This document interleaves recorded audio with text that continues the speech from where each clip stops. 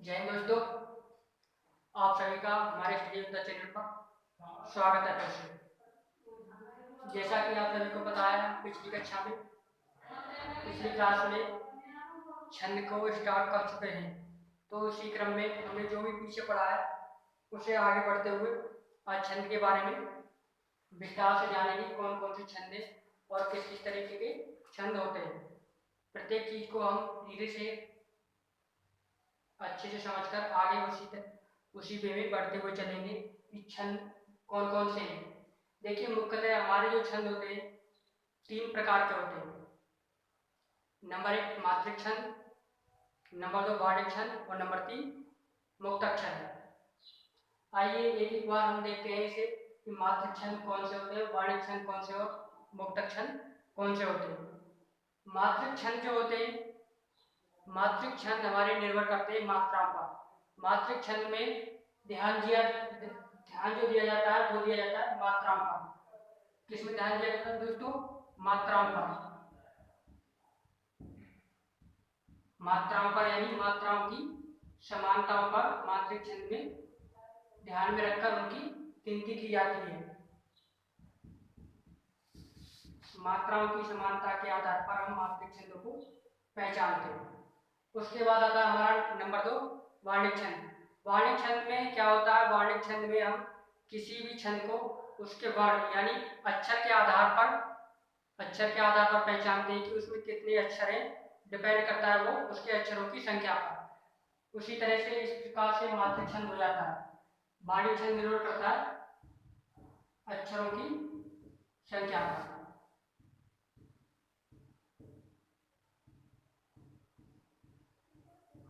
अक्षरों की संख्या पर इन दोनों में मूलभूत अंतर ये हो गया। मात्रिक छंद जो हम पहचानेंगे वो पहचानेंगे मात्राओं की समानता के आधार पर गिनती करके, और वार्णिक छंद पहचानेंगे हम अक्षरों की संख्याओं के आधार पर। तो उसके बाद हमारा तीसरा छंद आता है मुक्तक छंद। मुक्तक छंद में होता क्या है? मुक्तक छंद जैसा कि इसके नाम से स्पष्ट है दोस्तों, ये मुक्त है। मुक्त मतलब स्वतंत्र है, और स्वतंत्र का मतलब आपको पता है आजाद। और आजादी ऐसी होती है कि इन छंदों में तो देखोगे आप मात्रा और वर्ण दोनों को गिनोगे, काउंट करोगे। इसमें ना तो आप मात्राओं का ध्यान रखोगे और ना ही अक्षरों का। कहने का मतलब है इसमें आपको अक्षरों की संख्या समान भी मिल सकती है और वर्णों की संख्या असमान भी मिल सकती है। ये इन दोनों नियमों का पालन नहीं करता है। आज के टाइम में यानी कि नई कविता का जो युग है, जो भी कविता लिखी जाती है वो हमारे मुक्तक छंद के ज्यादातर अंतराल में चल रही है। जैसे सूर्यकांत त्रिपाठी नारायण, वो इसके जाने माने कवि हैं। जैसे एक एग्जाम्पल देंगे, मुक्तक छंद में किस तरह की कविताएं आती हैं। एक फ्लो में बहकर चलते हैं, उसमें देखना होता है कि 4 लाइनें लिखी होती हैं या कई लाइनें होती हैं। उसका ना तो सीक्वेंस बनता है और ना ही कोई क्रम होता है। एक तरीके से अपनी बात को जैसे गद्य में कह देते हैं ना, उसी तरीके से इसमें कविताएं लिखी जाती हैं। तो ये तो हो गया हमारे छंद के प्रकार। और छंद एक चरण विन्यास के आधार पर भी होते हैं। तो दोस्तों देखते हैं चरण विन्यास के आधार पर छंद कितने प्रकार के होते हैं। चरण विन्यास के आधार पर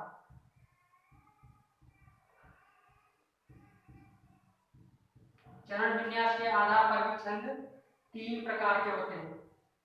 कितने प्रकार के होते हैं? चरण विन्यास के आधार पर 3 प्रकार के। चरण विन्यास के आधार पर हमारे छंद 3 प्रकार के होते हैं। उनके नाम जानते हैं कौन कौन से होते हैं। नंबर 1 होता है सममात्रिक छंद। चरण विन्यास के आधार पर जो हमारे छंद होते हैं 3 प्रकार के होते हैं। चरण विन्यास के आधार पर इसमें क्या है, हम छंदों को बांटेंगे तो उनके चरणों के आधार पर बांटेंगे। किसके आधार पर? चरणों के आधार पर। और चरणों के आधार पर छंद जो है 3 प्रकार के होते हैं। नंबर 1 सममात्रिक छंद। सममात्रिक छंद। और नंबर 2 अर्ध सममात्रिक छंद।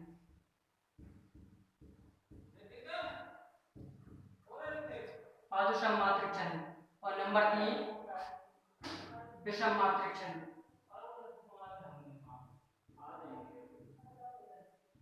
विषम मात्रिक छंद। अब देखिए इन तीनों छंदों में मूलभूत अंतर क्या होता है। सममात्रिक छंद जो होते हैं, सममात्रिक छंद में हम देखते हैं हमारे सामान्यतः छंदों में 4 चरण होते हैं। कुछ छंद ऐसे भी हैं जिनमें चरण आपको 4 से ज्यादा भी मिलेंगे। तो देखिए जो हाँ तो दोस्तों हम चर्चा कर रहे हैं कि चरण विन्यास के आधार पर छंदों के बारे में। 3 प्रकार के होते हैं चरण विन्यास के आधार पर हमारे छंद। नंबर 1 देखो पढ़ते हैं सममात्रिक छंद। सममात्रिक छंद में जो होता है, जैसा कि इसके नाम से स्पष्ट है, सम। सम का मतलब हुआ समान, यानी कि इस प्रकार के छंद में आपको प्रत्येक चरण में मात्राओं की जो संख्या होगी, मात्राओं की जो गिनती होगी वो कैसी होगी, वो समान होगी। प्रत्येक चरण में आपको समान मात्रा मिलेगी। उसके बाद पढ़ते हैं हम असममात्रिक छंद। दोस्तों जैसा कि मैंने बताया है, सामान्यतः किसी भी छंद में हमारे 4 चरण होते हैं। तो देखिए पहले और तीसरे चरण में तथा दूसरे और चौथे चरण में, यानी कि आधे चरणों में तो आपको मात्रा समान मिलेगी और आधे चरणों में मात्राएं आपको असमान मिलेगी। कहने का मतलब ये हुआ कि उसके सम चरण जो होंगे, सम यानी कि दूसरा और चौथा, ये होता है आपका सम चरण, और तीसरा और पहला ये होता है आपका विषम चरण। सम चरण में और विषम चरण में, यानी कि आधे चरणों में मात्रा समान और आधे में असमान, तो इस आधार पर हमारा ये असममात्रिक छंद होता है। उसके बाद होता है विषम मात्रिक छंद। विषम मात्रिक छंद में क्या है, इसमें जो है मात्राओं की संख्या जो है ना, वो आपको समान नहीं मिलेगी। तो मूल हमने बेसिकली इनके बारे में जान लिया।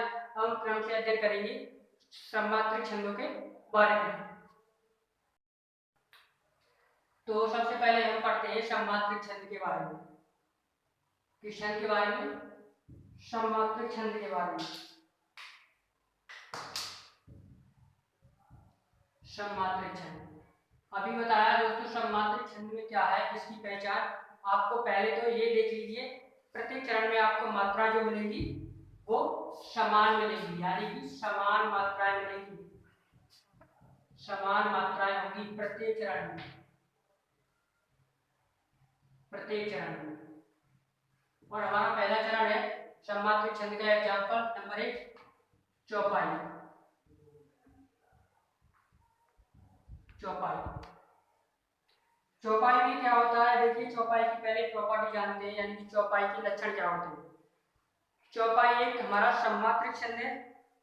इसके प्रत्येक चरण में 16-16 मात्राएं होती हैं, और सामान्यतः देखा जाता है इसके लास्ट में, यानी कि अंत में आपको 2 गुरु मिलेंगे। क्या मिलेंगे, 2 गुरु मिलेंगे। नंबर 1 ये सममात्रिक है, सममात्रिक छंद है, और आपको जो मात्राएं मिलेंगी प्रत्येक चरण में 16-16 मात्राएं मिलेगी। कितनी कितनी, 16-16 मात्राएं। उसके बाद आपको अंत में अधिकतर 2 गुरु मिलेंगे। 2 गुरु, गुरु का मतलब है आपको किसी बड़े स्वर की यानी बड़े अक्षर की मात्राएं मिलेंगी। तो देखते हैं इसके एग्जाम्पल को प्रूव करके किस प्रकार से चौपाई छंद की पहचान होती है। देखिए पहला एग्जाम्पल है, विषम जीव जाय प्रभुताई मूड मोहे बस होए जनाई। क्या है, विषम जीव जाय प्रभुताई, विषम जीव जाय प्रभुताई मूड मोहे बस होए जनाई।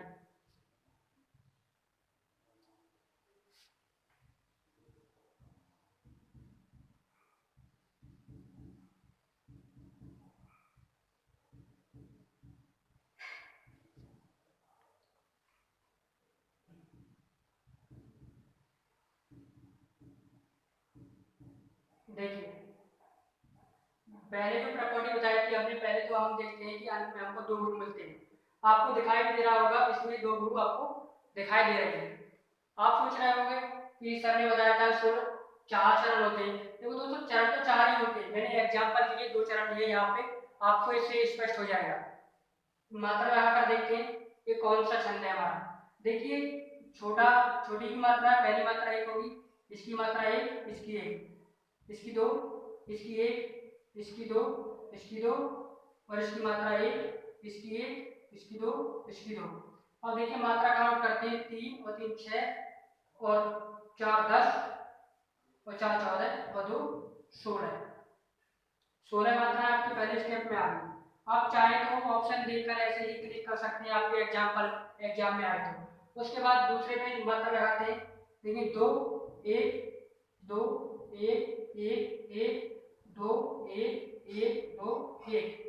मात्रा काउंट करते हैं, जैसे 3 और 3 6 और 2 8 और 3 11 और 5 16। तो इस प्रकार से हमको पता चल गया ये कौन सा छंद है, हमारा सममात्रिक छंद है। इसके प्रत्येक चरण में आपको कितनी कितनी मात्राएं मिल रही हैं, 16 मात्राएं आपको प्रत्येक चरण में मिल रही हैं। तो इससे प्रूफ होता है हमारा ये कौन सा छंद है, सममात्रिक छंद है। चौपाई का अगला एक और एग्जांपल देखते हैं। देखिए, शून्य सी सत्य अशीष हमारी,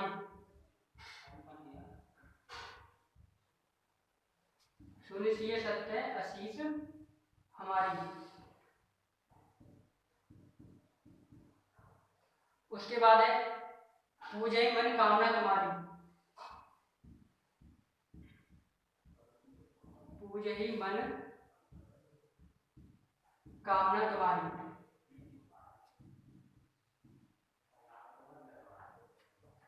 दोस्तों ये जो एग्जाम्पल है आपके पिछले एग्जाम में आया हुआ है, तो इसको प्रूफ करके देखते हैं कि चौपाई छंद का एग्जाम्पल है या नहीं।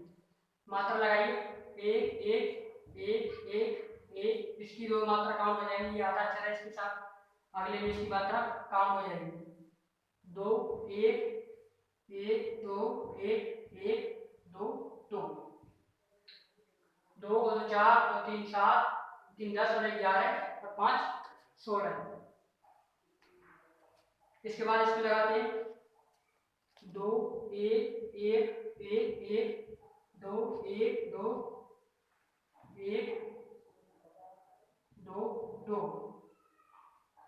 4 और 6 और 8 और 3 11 और 1 12 और 4 16। तो देखिए दोस्तों, हम जो प्रॉपर्टी पढ़ रहे थे, अंत में आपको 2 गुरु मिल रहे हैं, नहीं मिल रहे हैं। अंत में आपको प्रत्येक चौपाई के अंत में ज्यादातर कितने मिलेंगे, 2 गुरु मिलेंगे, या बोले 2 दीर्घ अवश्य मिलते हैं। और देखिए हमारे प्रत्येक चरण में 16 मात्राएं, इससे स्पष्ट होता है कि हमारा चौपाई छंद का एग्जाम्पल है। तो इसके बाद पढ़ते हैं दोस्तों अगला एग्जाम्पल सममात्रिक छंद का, रोला। रोला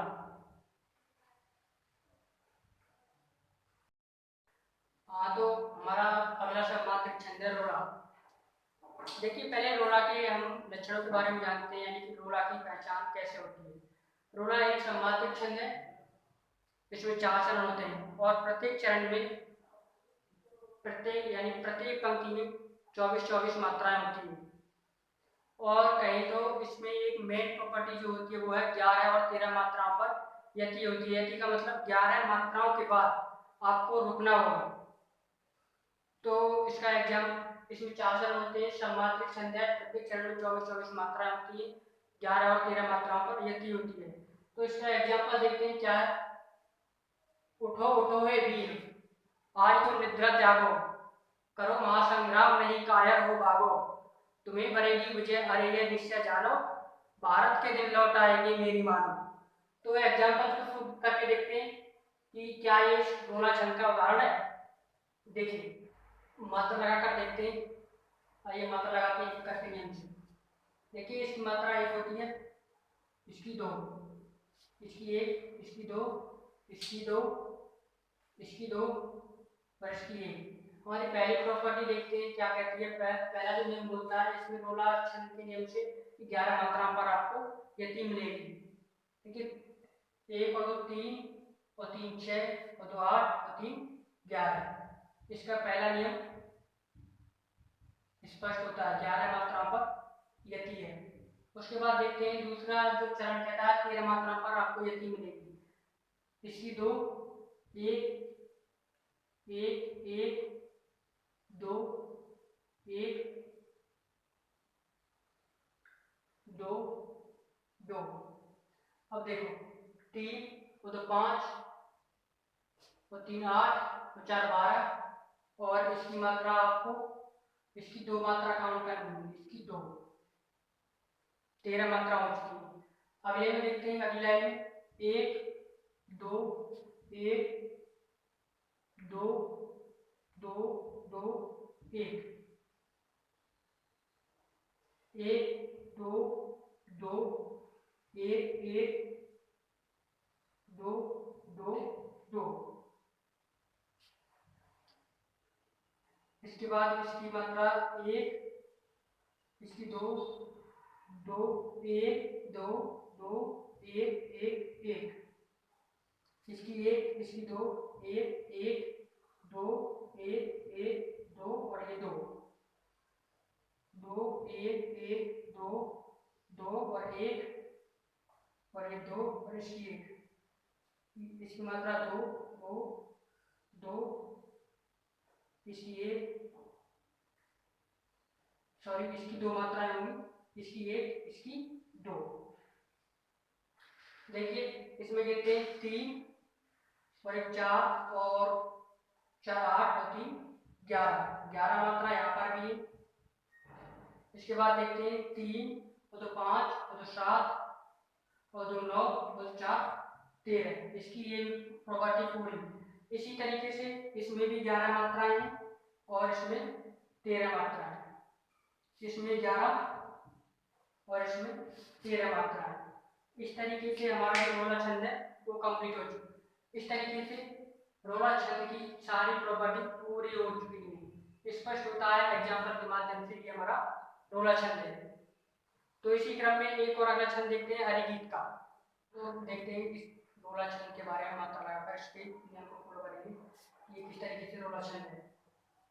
मात्रा काउंट करते हैं, मात्रा काउंट करते हैं। मात्रा काउंट करने के बाद हमको पता लगेगा ये रोला छंद है या फिर किसी और छंद का एग्जाम्पल है। देखिए पहले तो हमारी ये प्रॉपर्टी मैंने बताई है आपको दोस्तों 16 और 12 मात्राओं पर आपको यति मिलेगी। यति का मेरा कहने का मतलब है देखिए छंद ऐसे ही नहीं पढ़े जाते, छंद प्रत्येक छंद को पढ़ने का अपना अलग अलग तरीका होता है। तो उसी तरीके से छंद की भी अपनी अलग अलग नियम होते हैं। तो इसको मात्रा लगाकर देखते हैं ये रोला छंद है, सॉरी हरिगीत का छंद है। तो हरिगीत का की जो प्रॉपर्टी है आपको पहले 16 और 12 मात्राओं पर यति मिलेगी। 4 चरण होते हैं और एक हमारा सममात्रिक छंद है।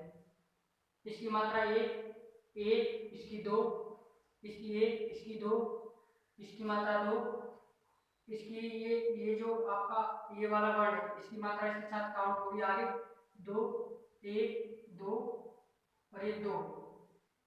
देखिए 16 मात्राएं गिनते हैं 2 2 4 और 3 7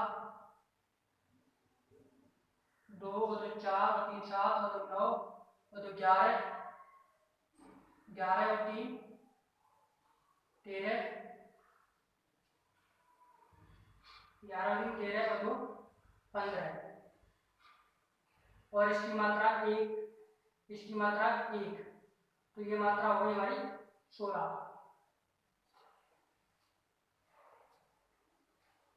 इसके बाद ये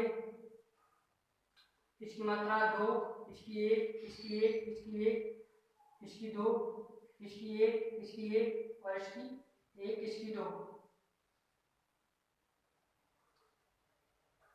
इसकी मात्रा 1 इसकी 1 इसकी 2 इसकी 1 और इसकी 2 इसकी 2 और इसकी 2 इसकी मात्रा 1 इसकी 2 इसकी मात्रा 2।